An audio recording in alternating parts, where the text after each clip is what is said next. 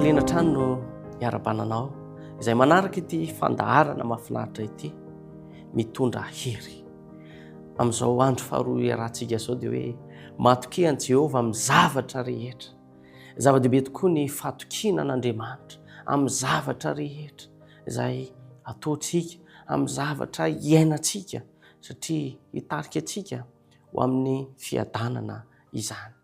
Indraindray dia lasa saina isika ny amin'ny fitsapana izay mahazo antsika, ny amin'ny olana izay sedrantsika satria mbola eto ambon'ity tany ity isika dia tsy maintsy misedra olana. Jesosy Kristy dia nilaza fa ity amin'izao tontolo izao no ahitantsika fahoriana, ahitantsika fitsapana maro samihafa satria mbola tsy tonga Jesosy Kristy. Ka noho izany dia zava-dehibe ny ianarantsika ny tenin'Andriamanitra, ary ho fianarantsika ny tenin'Andriamanitra no hitarika antsika ho amin'ny fanantenana, hitarika antsika ao anatin'ny taridalana hoe aiza ny tokony ho aleha. Koa matokia an'Andriamanitra amin'ny zavatra rehetra. Ary Jesosy Kristy dia niteny mihitsy fa ilaina ny matoky azy, fa tsy hiantehitra amin'ny fahendren'olombelona na hiantehitra amin'ny herintsika. Zava-poana ny herintsika manoloana ny herin'Andriamanitra. Manoloana ny herin'ny Andriamanitra dia kely ny herintsika. Koa ilaitsika ny miantehitra amin'Andriamanitra. Izy ilay Andriamanitra lehibe, Andriamanitra tompony tompo, mpanjaka amin'ny mpanjaka. Koa antsoiny tompo amin'ny fiainanao manontolo. Antsoiny tompo amin'ny fiainanao manontolo. Ny fitokisana an'Andriamanitra dia tsy amin'ny teny fotsiny ihany, fa amin'ny fiainana andavanandro mihitsy, amin'ny zavatra rehetra izay ataontsika, amin'ny zavatra izay lazaintsika, tenenitsika, ataontsika, dia ho hita taratra amin'ireny hoe matoky an'Andriamanitra ny olona anankiray. Amin'ny ohabolana 7:15. Matokian Jehovah amin'ny fonao rehetra ary aza miankina amin'ny fahalalànao.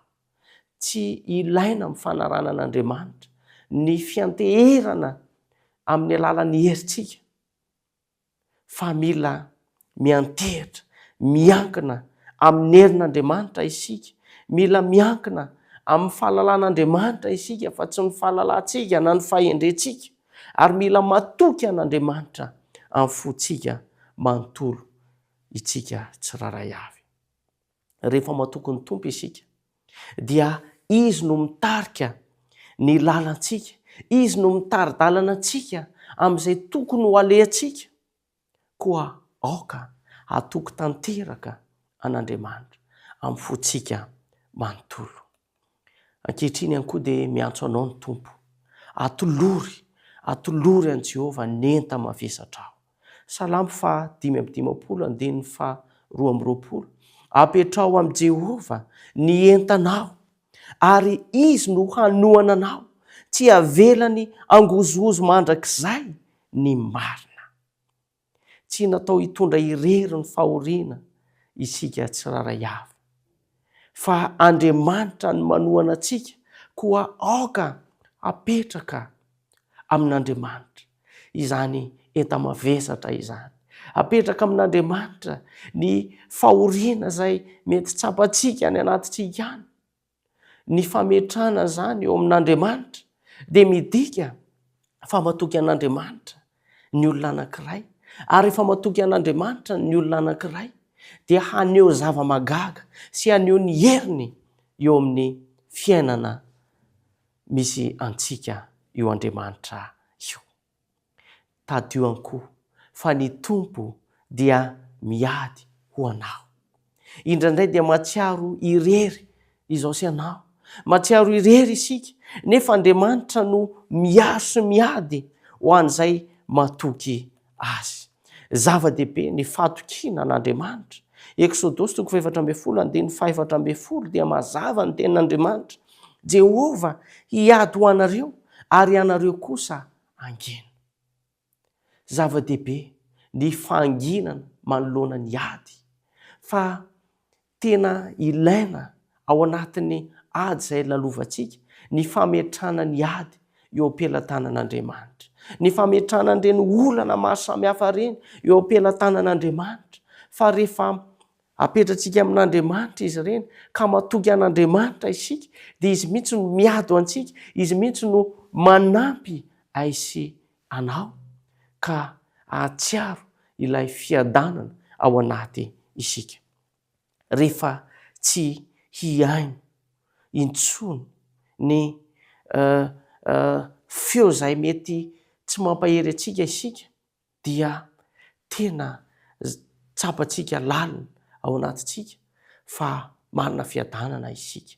Mila fidina ihany koa ny zavatra ianona, aoka zavatra ampahery ny ianontsika ary ilayntsika ny mamela an'Andriamanitra, mamela ny Tompo hiasa eo amin'ny fiainantsika. Aoka ho ataontsika betsaka ny fianona ny tenin'Andriamanitra izay mampahery atsika, mampianatra atsika satria izany no hitaridalana aisy anao. Ry namako, eto am-pamaranana dia izao: ny fitokisana an'Andriamanitra no lakile ny fiadanana sy ny fandresena. Tsy miova ny Tompo, tsy miova izy, na miova aza izao tontolo izao izay misy atsika dia Andriamanitra tsy miova, izay manolotra ny fiainany amin'Andriamanitra, manolotra ny fiainany ao amin'ny Kristy dia tsy ho very lalana izany, tsy ho very mandeha fa haneho zava-mahagaga eo amin'ny fiainan'izany olona izany Andriamanitra. Koa faniriako anao amin'ity anio ity, andao hanapa-kevitra toky an'Andriamanitra amin'ny fontsika manontolo, omeo azy ny fonao amin'izao fotoana izao, koa izy no hitaridalana anao ary atolory azy ny hoavinao manontolo, fa izy no efa malala fa ianao mila mametraka ny fanahinao, ny hoavinao apetrao amin'Andriamanitra, nenta mavesatrao fa izy hanomana ny tsara indrindra ho aisy ho anao. Andehitsika hiaraka hivavaka. Andriamanitra, misaotra noho ny teninao, misaotra noho ny fahatsaranao. Ankehitriny dia nomenao anay indray izany teny izany mba hampahery anay. Koa aoka Tompo, izany teny izany tsy hiverina aminao raha tsy mahavita ny asany aminay tsiraray avy.